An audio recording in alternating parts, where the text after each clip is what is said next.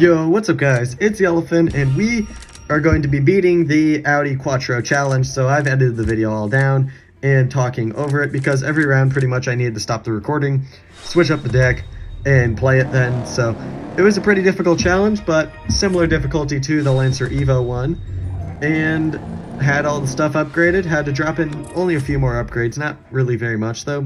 Only probably like 3 fuses really were necessary. Most of which were into the Evo 4. I did have to put 3 fuses into that. But that's a good car anyway, so I don't really mind having to put 3 fuses into the Evo 4, especially now since it got that little bit of that top speed buff. Round 2 was very easy since we just needed to use off-roaders. Round 3, just had to figure out a different strat, switch up the deck, and so I used this, and this deck worked out pretty good. That Lotus Elise is actually a pretty nice one because of its lightweight, was pretty helpful. Also, this was an interesting race.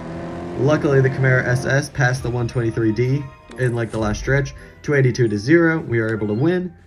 Then round 4, I lost the recording for, which kind of sucks. But round 5, here we go.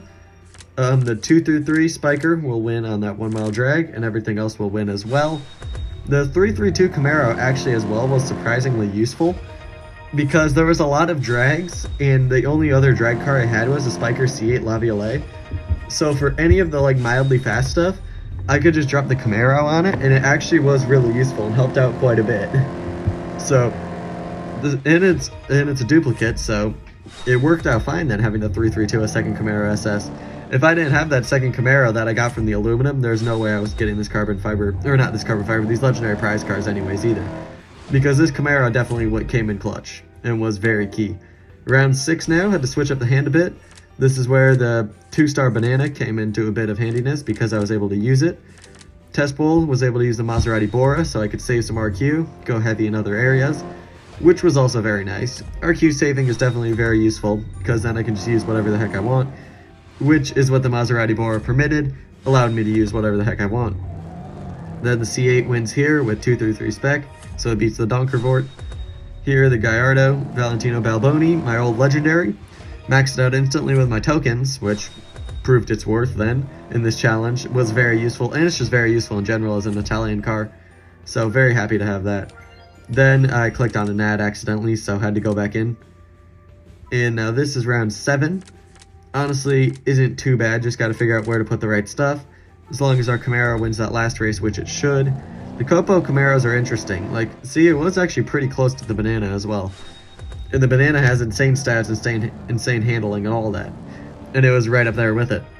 Roof SCR wins the hairpin. I wonder when they will release those Copo Camaros, though, because they were buffed to Legendary. So it'll be interesting to see when we finally do get a chance at them. If it'll be in a challenge or a Tri-Series or something like that. Because they are lower RQ Legendaries, and lower RQ Legendaries don't really get Tri-Series anymore. They're more for this type of thing, Collection Series. Which is why we got 2 RQ87 legendaries from this collection series. This round was pretty easy as well. Luckily I had the Bentley for the 1 mile, so...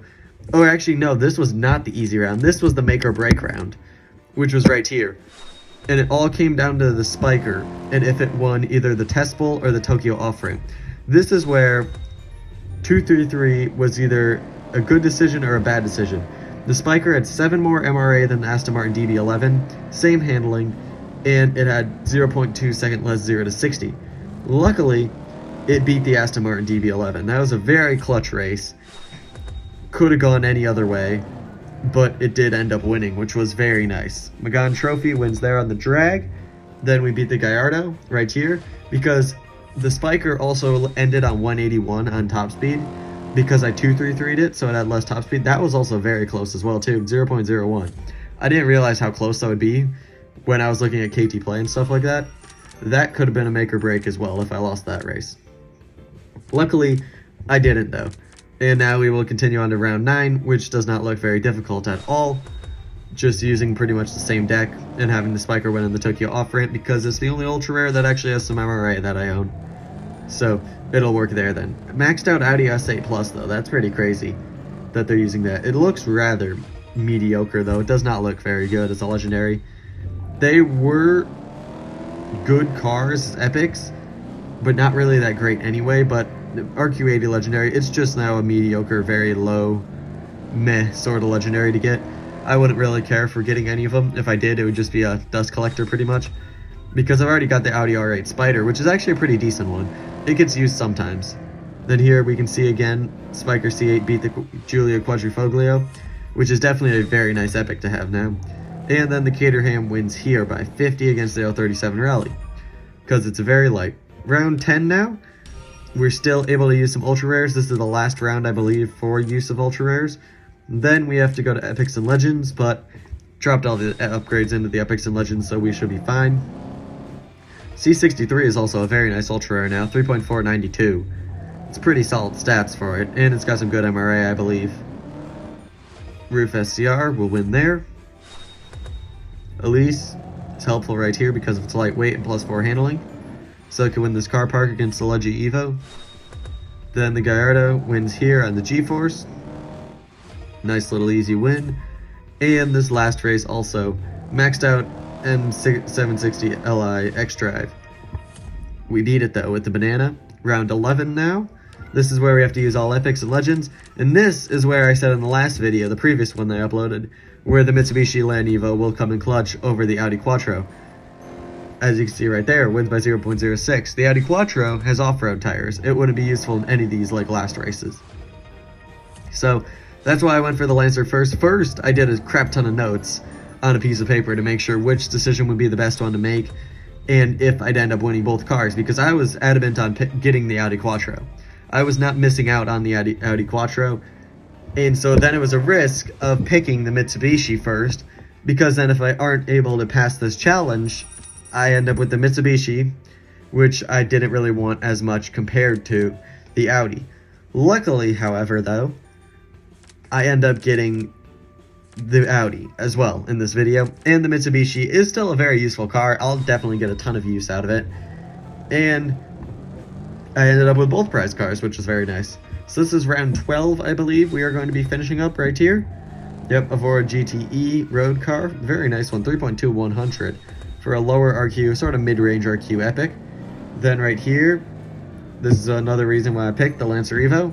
It just wins these very easy things. Otherwise, I would have had to max out a Super Legacy, one of the 4-wheel drive standard epics ones that got buffed up. I've got 2 of them, and so I wouldn't have minded that, but I was very low on fuse. I really didn't have any fuse left. I was starting to chip away at my build pile, which I did not really want to do because most of my build pile is World Expo ultra rares that I want to keep. This round also was a pretty simple one. The 640i, if it had a bit more MRA, could have been a bit of an issue, but luckily our roof just is able to stay away. Or if it had more upgrades too, that could have been a bit of an issue as well. Here on the slalom, we win by 101. It just goes to show how crazy good that Caterham is and why I use my tokens to insta-max it. It's just an insane car. Evo wins here against the Superlight. Nice, another reason why I picked it first. Here we should beat the RS7 Sportback. Yep, not even any rain, so its 4-wheel drive doesn't do anything. We'd win either way, if there was rain or not. And then Tokyo G-Force we win here, so 311-0. Round 14 now. Jump right on into it. Fast circuit, I'll put that there. That can go on G-Force, slalom, and off-ramp, overpass. That should all work out now.